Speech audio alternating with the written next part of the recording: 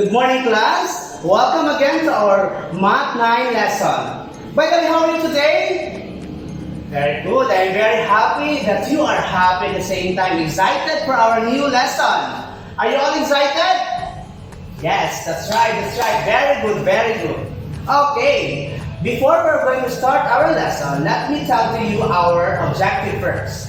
Our objective for this day lesson is to illustrate the trigonometric function in the given figure, such as sine, cosine, and tangent.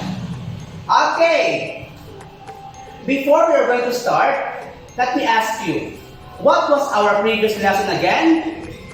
Yes, Andre, that's correct. It's all about the trigonometric function, the sine, cosine, and tangent. What else? Yes, Angela, very good. So, katawa. So means sine is equal to opposite over hypotenuse, and ka means cosine is equal to adjacent over hypotenuse, and tangent means tangent is equal to opposite over adjacent. Again, so let's give claps everyone for remembering the SOHCAHTOA. At this time, I'll be giving to you a figure, and after that, you are going to identify the SOHCAHTOA. I have here a figure that you are going to identify the SOHCAHTOA or the trigonometric function. Okay, in this figure, before we are going to proceed to our trigonometric function, we are going to identify first the given. We are going to identify the adjacent, opposite, and hypotenuse. Very good, Angela. By the way, in this figure, what is our opposite? Very good, that's correct. How about our adjacent?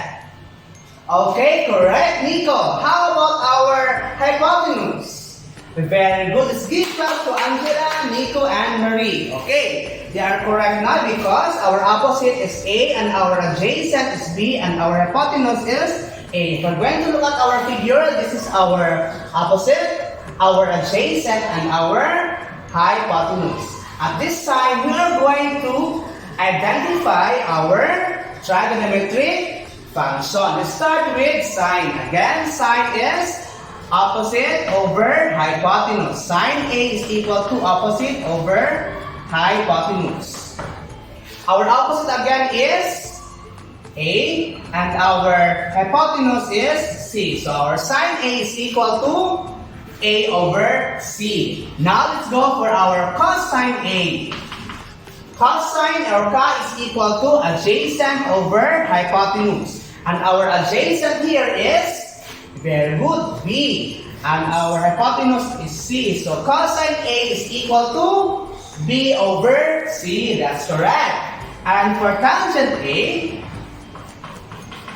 we have here opposite over adjacent. For our opposite over adjacent, our opposite is A and our adjacent is B. So tangent A is equal to A over B. Okay, let's give claps everyone. Very good. Okay, very good. Now, I will give you another example. I have here an example, and we are going to identify here the trigonometric functions values of angle A. Let's start first identifying our adjacent, opposite, and our hypotenuse. Our adjacent here is 40, which is here, and our opposite, this one is 9, and our hypotenuse is 41.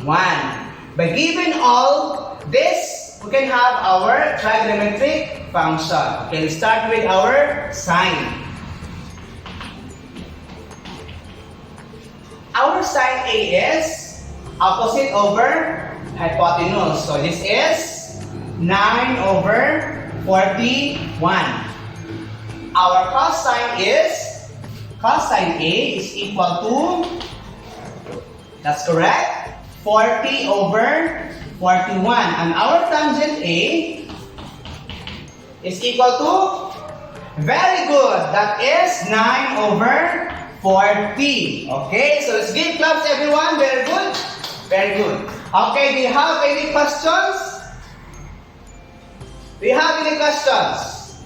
Okay, if none so far, so we will have an activity. Okay, for this activity, you are going to identify the trigonometric values, sine, cosine, and tangent. So, I'll give you 5 minutes to do this.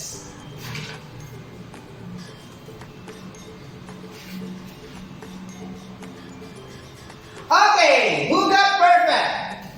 Okay, very good, because most of you got perfect. Okay, let's give applause to everyone. Very good, very good. Okay, so that ends our lesson, and goodbye everyone.